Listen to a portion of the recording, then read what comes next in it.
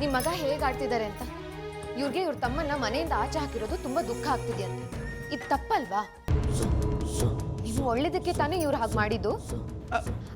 ಆಯ್ತಂತೆ, ನೀವು ನನಗೆ ಏನೇನು ಹೇಳಿದ್ರು ಅದನ್ನೆಲ್ಲ ನಾನು ಇವ್ರಿಗೆ ಹೇಳಾಯ್ತು. ನನ್ನ ಮಗ ನನಗೆ ಮೋಸ ಮಾಡಿಬಿಟ್ಟ, ಅವನ ತಪ್ಪಿಗೆ ಸರಿಯಾದ ಶಿಕ್ಷೆ ಆಯಿತು.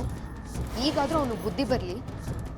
ಪಾಪ ರಂಗೇಗೌಡ ತನ್ನ ತಮ್ಮಂಗೆ ಹೀಗೆ ಶಿಕ್ಷೆ ಕೊಟ್ಬಿಟ್ನಲ್ಲ ಅಂತ ಅದು ಎಷ್ಟು ಕೊರಗ್ತಿರ್ತಾನೋ ಏನೋ ಅಂತ ನೀವು ಹೇಳಲಿಲ್ವಾ? ಅಯ್ಯೋ ಬಿಡಿ, ಇವ್ರಿಗೆ ನನ್ನ ಮಾತು ಮೇಲೆ ನಂಬಿಕೆನೇ ಇಲ್ಲ. ಈಗ ನೀವೇ ಅದೇನೇನು ಹೇಳ್ತಿರೋ ಹೇಳ್ಬಿಡಿ. ನಿಜವಾಗ್ಲೂ ಹೇಳ್ತೀನಿ ಕಣವ, ನಿನ್ನ ಹೊಟ್ಟೆನ ಗುಟ್ಟಿ ಬುದ್ಧಿ ಕಲಿಯದೆ ತಮ್ಮಯ್ಯ ಹಿಂಗೆ ಮಾಡ್ಬಿಟ್ನಲ್ಲ ಅಂತ ನನಗೆ ಶಾನೆ ಸಂಕಟ ಆಗೋಯ್ತು. ಆ ಸಂಕಟ ಸಿಟ್ಟು ನೆತ್ತಿಗೇರಿ ಅವ್ನ ಬುದ್ಧಿ ಕಲೀಲಿ ಅಂತ ನಾನೇ ಅಡ್ಡಿಯಿಂದ ಹೊರಗಾಕ್ದೆ. ಆದ್ರೆ ನಿನ್ನ ಸಂಕಟ ಏನು ಅನ್ನೋದನ್ನ ನಾನು ಅರ್ಥನೇ ಮಾಡ್ಕೊಂಡಿಲ್ಲ ಕಣವ. ನನ್ನನ್ನು ಕ್ಷಮಿಸ್ಬಿಡು. ಅಯ್ಯೋ ಮಗ, ಎದ್ದಳು ಮ್ಯಾಕೆ, ಯಾಕೆದ್ದಳು?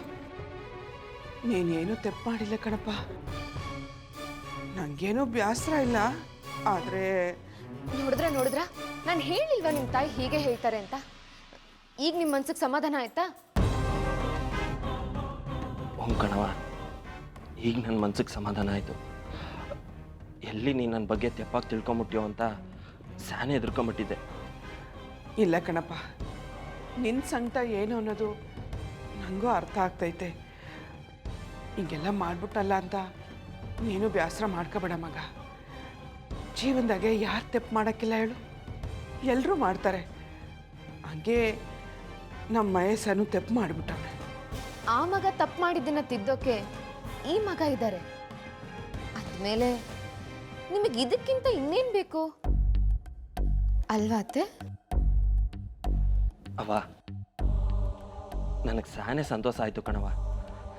ನೀನೇನು ಯೋಚನೆ ಮಾಡಬೇಡ. ತಮ್ಮಯ್ಯ 4 ದಿನ ಬೆವರು ಸುರಿಸಿ ಗ್ಯಾಮೆ ಮಾಡ್ಕೊಂಡಿರ್ಲಿ ಬಿಡು. ಆಗ ಅವನು ಕಷ್ಟ ಸುಖ ಏನು ಅನ್ನೋದು ಗೊತ್ತಾಯ್ತದೆ, ಎಲ್ಲಿ ಹೆಂಗಿರ್ಬೇಕು ಅಂತ ಬುದ್ಧಿನೂ ಬರ್ತದೆ. ಅವನ್ನ ಸರಿ ಮಾಡಕ್ಕೆ ನಾನಿದ್ದೀನಿ ಕಣವ. ಅವನು ನಿನಗೆ ತಕ್ಕ ಮಗ ಅನ್ನೋಂಗೆ ಮಾಡೋದು ನನ್ನ ಜವಾಬ್ದಾರಿ.